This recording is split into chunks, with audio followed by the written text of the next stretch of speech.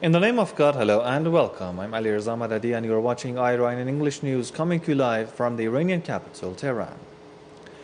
More than 63,000 coronavirus positive cases have recovered from the infectious disease in Iran. Speaking at a daily press conference on Wednesday, Iranian Health Ministry spokesman Kianush Jahanpour put the death toll from the coronavirus in Iran at 5,391, saying the disease has taken the lives of 94 patients over the past 24 hours. He also noted that at least 63,113 patients have recovered from the coronavirus infection so far and have been discharged from hospitals across the country. He added that the number of people tested positive for COVID-19 infection in Iran has risen to 85,996 following the detection of 1,194 new cases since Tuesday noon. Jahanpour said among the patients undergoing treatment in medical centers at present, 3,311 are in critical conditions because of more severe infections, which they have already. He went on to say that more than 377,000 coronavirus diagnostic tests have been carried out in Iran so far. Now, Iran's Islamic Revolution Guard Corps, the IRGC, has successfully put into orbit the country's first military satellite. The satellite was launched by a two-phase carrier in central Iran earlier on Wednesday. It was put into orbit at an altitude of 425 kilometers from the Earth's surface. This is a major accomplishment in Iran's aerospace domain. The newly launched military satellite is named Nur, that means light in the Persian language. Iran is making history. The country has put into orbit its first military satellite. Launched by Iran's Islamic Revolution Guards Corps on Wednesday, the satellite was, quote, successfully placed into orbit at an altitude of 425 kilometers. Called Nur, or Light, it was shot into space using an indigenously built two-phased satellite carrier, dubbed Ghased, or Messenger. The IRGC says the satellite was designed and built from A to Z, using domestic know-how. The new achievement shows that wherever we step our foot in, we can make great accomplishments by relying on our own domestic resources. Today, we can watch the world from space. The IRGC says the new satellite is a multi-purpose one and can also serve civilian purposes. Putting into orbit such a versatile satellite enhances our strategic capabilities, both in the IT sector and intelligence wars. Iran has been trying to build up its aerospace technology amid the toughest U.S.-led sanctions, which prevent Tehran from getting its hands on any space-related equipment. The IRGC says it will continue to expand its space industry, with or without sanctions. Space technology is necessary for any military in the world to excel in its capabilities because it offers a comprehensive defense map. So we need to move in this path, and not only aren't the sanctions a barrier to our advances, but they are a driving force for us to move forward in cutting-edge technologies. Iran stepped into the realm of space technology less than 2 decades ago. In 2010, Iran launched into orbit its first ever indigenous satellite called Omid, or Hope. The successful project opened the door for Iran to capitalize more seriously on the cutting-edge industry. In 2010, the country launched its first ever biocapsule containing living creatures. But no progress comes without failures. In February this year, Iran attempted to put into orbit a communications satellite called Zafar, but it failed to reach the designated orbit. While the U.S. sanctions have created many challenges for Iran, for example, in the health sector, in areas such as aerospace and defense, Tehran views the sanctions as an opportunity to build up its domestic capabilities. The first military satellite is a case in point. Yusuf Jalali, Press TV, Tehran. Now, Iran and Qatar have reiterated the call for the United States to lift its oppressive sanctions against the Islamic Republic at a sensitive time when all world nations need to join hands in the fight against a deadly coronavirus pandemic. My colleague Omid Haidari has this scoop.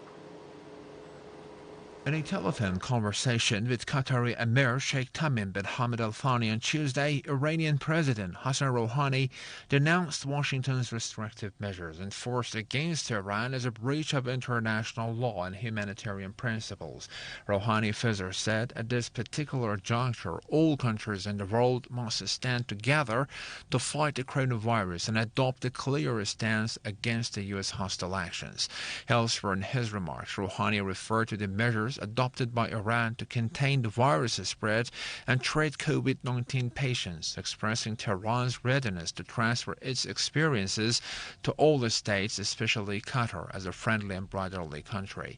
He added that bilateral trade and economic relations should continue with full observance of sanitary and health guidelines. Rouhani further criticized the prolongation of the Saudi-led war in Yemen, saying, unfortunately, the Saudis are still reluctant to end their inhumane acts, but we have no doubt they will understand sooner or later that they have to change course.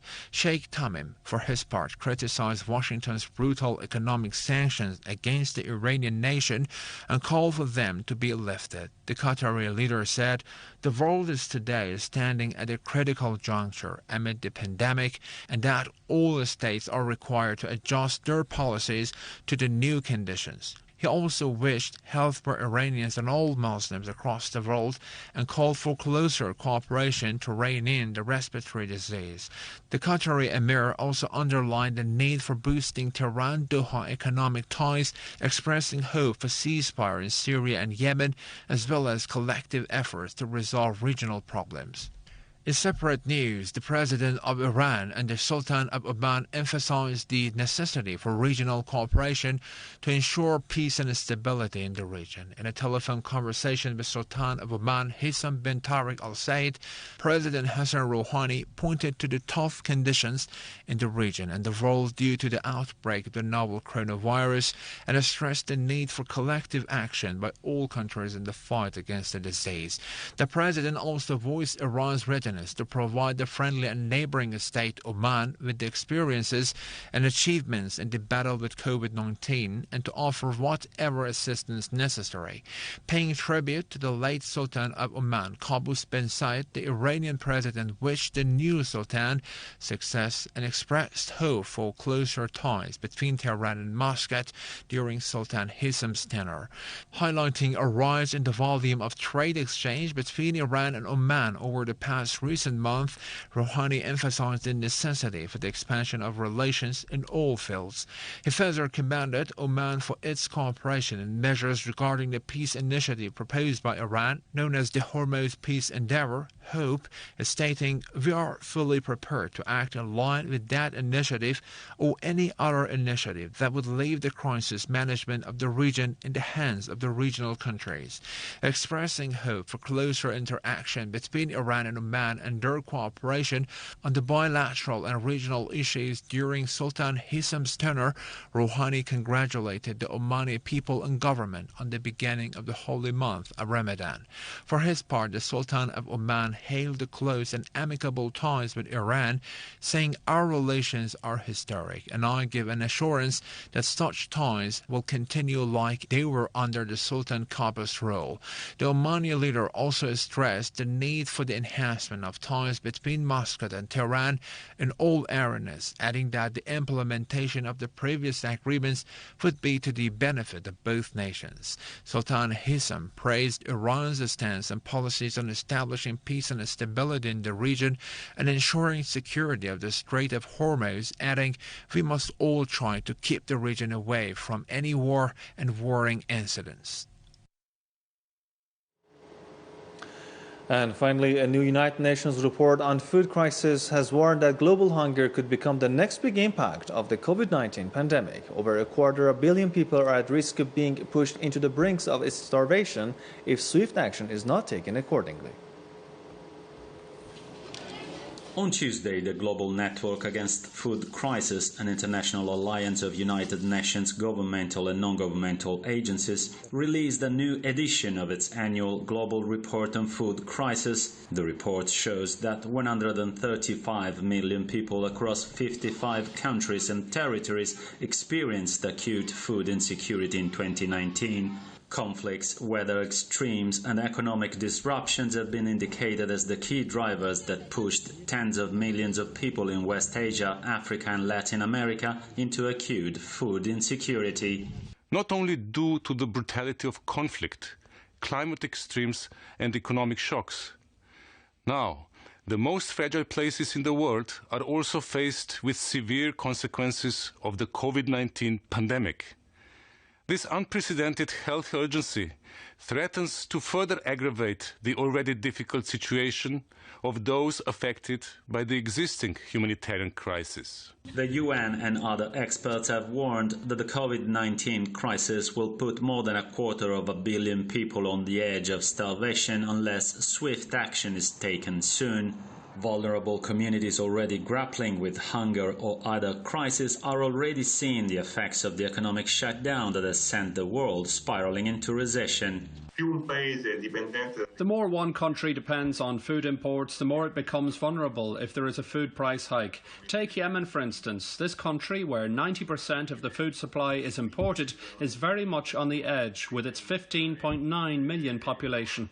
The world's most vulnerable countries include those needing external food assistance, and right now there are 44 countries around the world in this category, 34 in Africa, 8 in Asia, and 2 in South America and the Caribbean.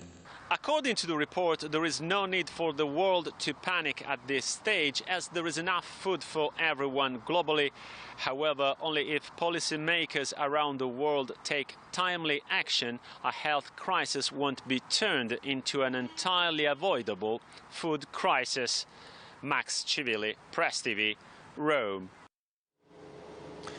Thank you for staying with us. Good night.